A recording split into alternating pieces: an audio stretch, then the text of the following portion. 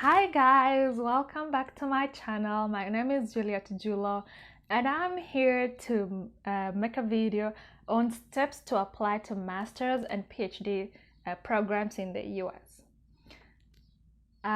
So I put those together, master's and PhD, because the requirements are similar. The only difference between applying for a master's and PhD for international students will be your level of education. So if you have finished your bachelor's or your undergraduate degree, then you will want to apply to a master's program.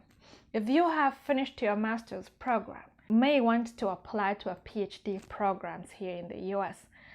And you know, there are very many advantages of applying to these programs in the US. For example, masters in so many countries take so long, or PhD, you have to be a self-funded. Some, I had you pay tuition. Most STEM PhD and master's programs in the US, they're tuition free, the tuition is waived, and then you earn money, which is they give you stipend for working for 20 hours a week for your supervisor. For example, I'll describe a situation on how they pay you. For example, in my lab, you have your own project. Let's say, currently I'm a PhD student, so I have a project. But sometimes you're doing something outside your project for your professor, and it could be for 20 hours. It's not that it's really counted, but we could be doing something that's a team for the team of in the lab. There's a project that we need to run something, or something came up and we need to do it. So it's besides my current project, but I'm helping out. Therefore, I will get paid a stipend. Another way, and that usually is called research assistantship. Another way of getting paid is if you're a teaching assistant. For example, if your professor is teaching an undergraduate class, an undergraduate lab, then you become the lead for that lab. You're grading them, you're answering their questions and stuff like that. And it's 20 hours a week that you work for that. That's a little bit harder, but it's doable, and you get that money that way, if that makes sense, your stipend. So you're able to live comfortably, number one, so that's an advantage, without borrowing loans and without really thinking of where will my tuition come from. So there is still pros for really applying for master's and PhD in the US. I know a lot of people usually say that's a little bit, the reason why you hear a lot of people in the US who already have green cards or citizenship do not go for these programs is because, of course, they're working other jobs that is earning them more money rather than becoming a research associate or a teaching assistant. But you, as international student, you are not allowed to work those jobs. You can only work on campus and a maximum of 20 hours. But I say, look at these. If you're tammacking back home looking for a job and you can't find a good job, then this is the best for you to apply for these programs, because the more you're tammacking back home, the more time is moving. You're better off getting more education and becoming more competitive in the job market, if that makes sense. So I'm back to the steps now.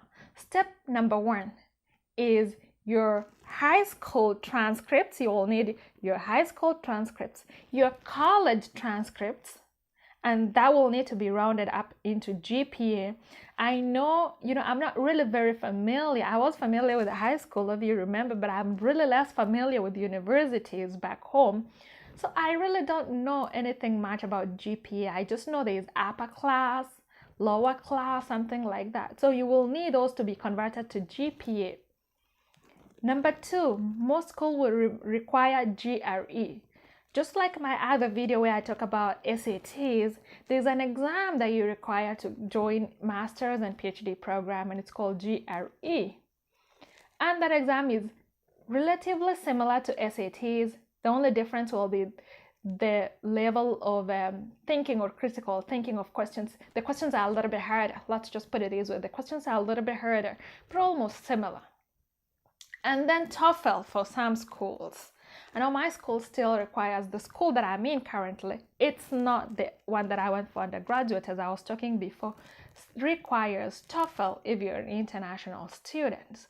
So you will need GRE, high school transcripts, TOEFL, and you will also need TOEFL, and then essay, which you will actually be writing your an essay. It's almost like your research goals. You know, most schools will require you to write your research goals. What are your research goals? You know, what do you know, it's an admission later, an admissions, you know, you're seeking for an admission. So what are your goals? You know, what do you see yourself in future and stuff like that, if that makes sense. So those are the main things that you really need to apply. But many schools, including my school, including my department currently, got rid of GRE. You know what that means as an international student? All you need is, just because you already have your high school transcripts, your college transcripts, guess what you need now? Only TOEFL, saving you time and money. Saving you time and money. So that's all you really need is TOEFL to apply. But most schools will require you to look for a professor who will accept you into their lab. I know some programs you rotate in the labs. So if you're a US citizen or a permanent resident here in the US, they actually admit you to the school. You rotate in the lab in different professors in the department that you applied for. Let's say the Department of Immunology. You rotate in different labs. You're in this lab for certain months in your first year, certain months in another one, certain months in another one, so that you kind of pick your interest later on and say, okay, I'm interested in this project and this professor, so I pick this project and focus on that one. But if you're an international student, you need to pick a professor, and that professor has to accept you to their lab, because most of the stipend will be coming from that lab. So how do you find that professor that you know you're looking for and a project to work on? You go online, the website for that school. For example, if you're applying to the Ohio State University, you Google Ohio State University, graduate school, and then you go to it will bring you different departments. From the different departments, let's say you're interested in physics, or you're interested in the Department of Mathematics, Department of Psychology, Department of, and that has to be in line with what you are doing. So you really cannot jump from if you are doing biology to now doing mathematics. No. So it has to be in line with what you are doing, but it's very flexible. For example, let's say you are doing general biology. Biology is a huge field. Now you want to focus more in immunology or genetics or zoology or something. Is that making sense? Or evolution. So there are different ways of which you can tweak what you are working with to do what you want to do. Let's say when you studied biology back home, or physics, and then there is now an engineering program that's very related to physics, you can apply to that engineering program. If, let's say, you were studying education, and this is one of the very hardest things, you know, education usually in the US does not have, the master's program does not have funding. You know, you will not get stipend, and you might have to pay tuition. You can get, you know, funding a little bit, but not maybe all of it. So what you can do if you are studying, let's say you were doing education and specializing in physics and chemistry, specializing in biology and, you know, mathematics, you know, you can actually tweak that because you have done that to actually study biology. Reason being, biology here will be fully funded, while education is not. But you will have to have the basics. You know, I'm not really sure how education, you know, goes, but I'm guessing they still teach you, you know, that stuff that you are focusing in, the biology. You'll have to have the basics. You just cannot come from you don't have a background on something to background on something. It will be overwhelming. I'll tell you that US schools are fast-paced. You know, there is nothing like you studying overnight and you will cram everything and you will pass. And every test from the beginning will matter till the end, as they will make your average. It's not like where I went to high school in Kenya, the only test that mattered was one, which is the test that you do to go to college, which is KCSE. No, your grades from Form 1 or, you know, high school, secondary 1 to the last one will be average. Same here in college, it's the same thing.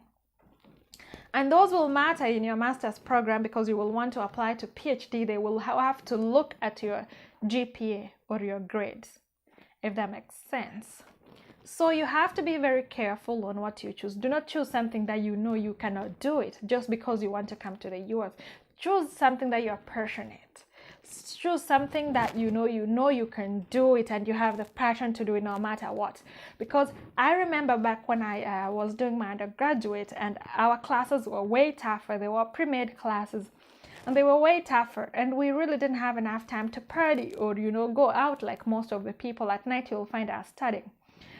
But what kept me and most of the kids in there is we knew that, you know, we didn't have any other ways. If you want to go to medical school, that's all you have. So you know, we just had to work hard, you know.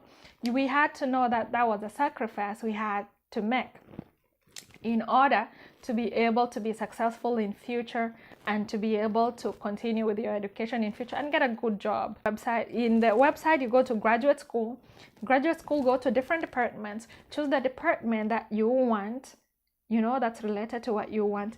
Click in there, read the information, find the faculty members, which is the professors of that department. Click on each one of them and read about their projects. Usually they have what they are doing, their projects. Email them and ask them, are you interested or looking for a graduate student? I'm so and so, and I'm from this country, and I have my undergraduate degree in this, and I'm interested in your project. You know, are you taking any graduate students? Most of them will say yes.